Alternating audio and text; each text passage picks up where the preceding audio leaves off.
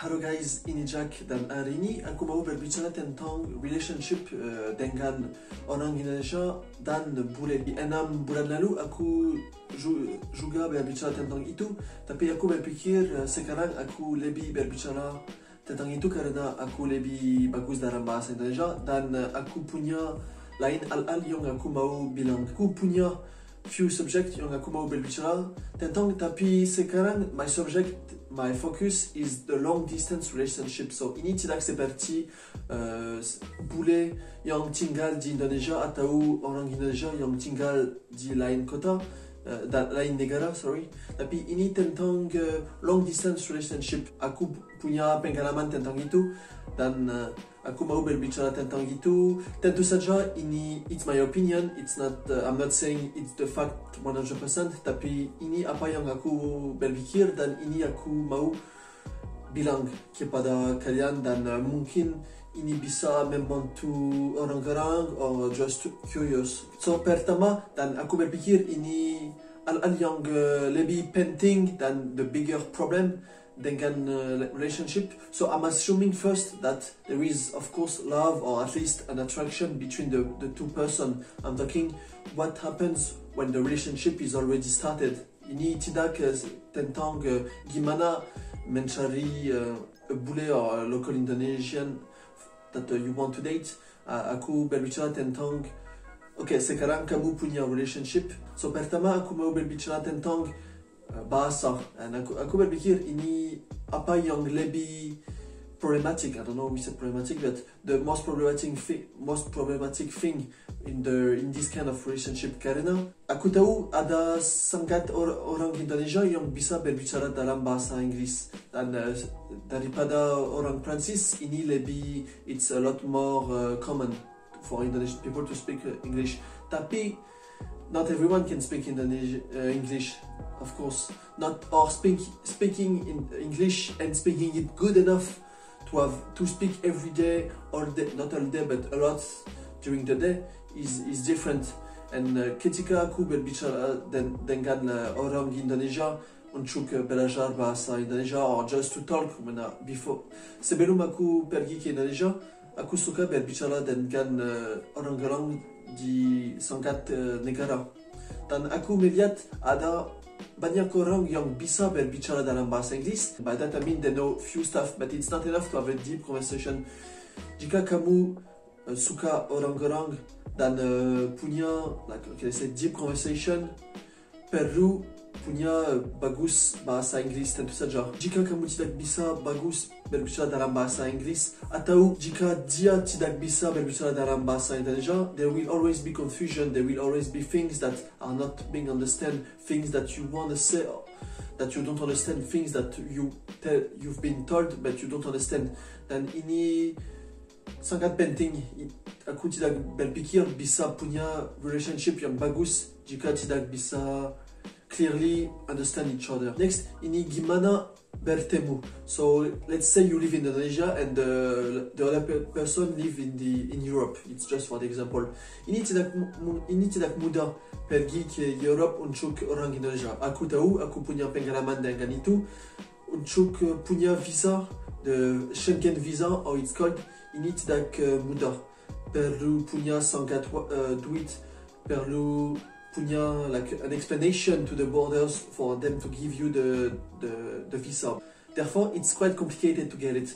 Mungkin kamu punya cukup duit untuk datang di sini, cukup duit untuk membuat apa yang kamu mau, tapi ini tidak cukup untuk the imigrasi.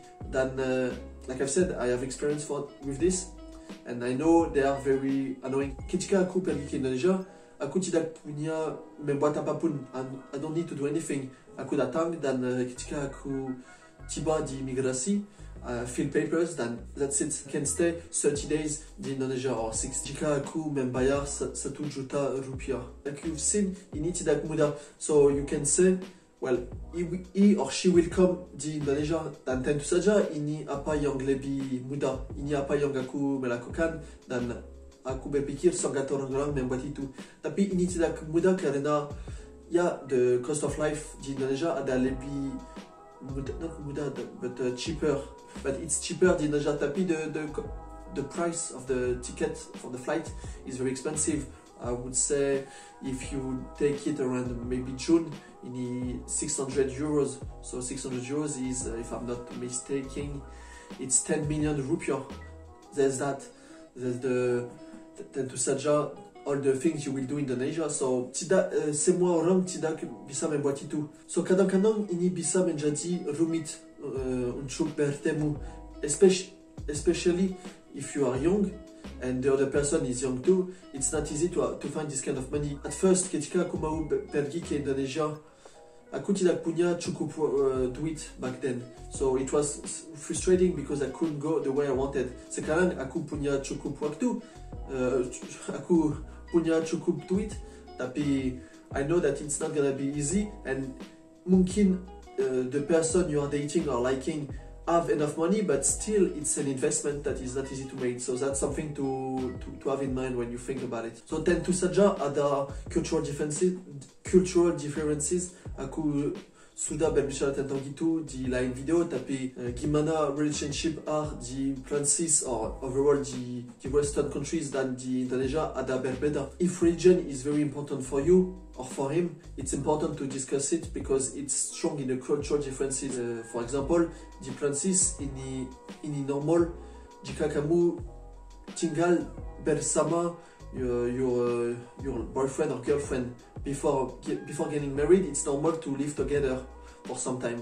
Tapi di Indonesia aku tahu ini tidak normal. Tidak ada sangat orang yang membuat itu, dan mungkin jika kamu tidak mau tinggal dengan dia, tapi dia mau tinggal dengan kamu, it could create problems. And there is many other cultural differences. I'm talking about living together, but there is many other things that have to be considered ketika kamu mau date. And I should have learned how to say date before this video.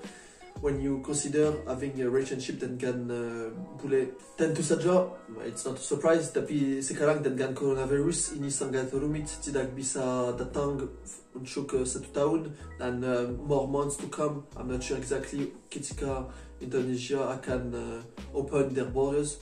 I think Bali will open them before, but what about Jakarta, Yogyakarta and everything? Tapi tentu saja jika kamu sekarang ada di relationship atau mungkin mau start a relationship dengan lain orang yang kamu suka, mungkin berpikir tentang itu, karena I can tell you the struggle of waiting is complicated, especially sekarang dengan coronavirus. Tidak tahu gimana bisa akan bertemu. In normal time you can know, like for example, oh okay, let's meet this summer or let's meet here or this time of the year. Tapi sekarang tidak bisa tahu. Mungkin summer ini, mungkin later this year, mungkin tahun depan, tidak bisa tahu, dan ini sangat I was gonna say dangerous, but it can be very frustrating. Lain hal yang penting ini trust. Tentu saja ini long distance relationship. Tidak bisa bertemu, tidak bisa tahu apa yang dia membuat during the day. So tentu saja bisa berbicara di phone, di WhatsApp, di Facebook or whatever you're using. Tapi you're not with him or her 24 hours a day, every day. So tidak bisa tahu exactly what he or she is doing. Therefore, bisa perlu sangat trust kepada dia. You know this person well, and kamu tahu, okay, aku bisa trust dia. Aku tahu dia tidak akan membuat hal-hal yang aku tidak mau. Berbicara tentang itu dan punya sangat trust. And again, it connects with the language that I talk about. Perlu punya satu bahasa yang the two of you bisa berbicara. Mungkin bahasa Inggris atau bahasa Indonesia or even another language. Tapi kalian perlu punya satu bahasa yang bisa clearly penjelasan yang kamu mau. Okay, aku berbicara tentang banyak hal-hal. Again, berbicara ini yang lebih penting di relationship, di normal relationship, di long distance relationship, di relationship dengan orang-orang yang tidak punya the same bahasa, which is for you probably bahasa Indonesia and for him whatever, English, French, Italian. So yeah, terima kasih menonton videoku dan aku akan kembali minggu depan dengan video tentang bahasa Indonesia. Terima kasih.